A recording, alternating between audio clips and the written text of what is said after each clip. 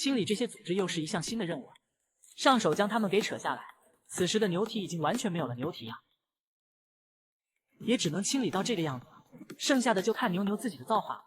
蓝色喷雾喷洒整个蹄底，帮牛牛减轻疼痛。水杨酸粉必不可少，直接敷在病变位置。纱布进行一下完美包扎，希望还有机会再见。又是治愈牛牛的一天，完美。厚礼谢，王德发，差点滋进你嘴巴。你有多久没刷到修牛蹄了？今天可又被你赶上了，我的好兄弟。就是这脚底的一个小黑点，带给牛牛的伤害却是一点点。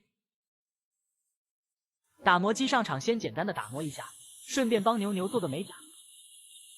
刮刀早已迫不及待了，上来就直冲小黑点。起手就是炫刀大法，一下就爆出了少许的饮品。别急，还有着更多的惊喜。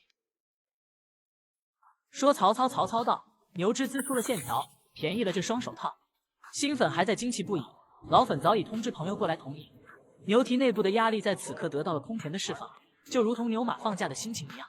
牛只的出现必然伴随着空腔的存在，既然已知问题的所在，那就无需再等待。打开空腔是现阶段的重中之重。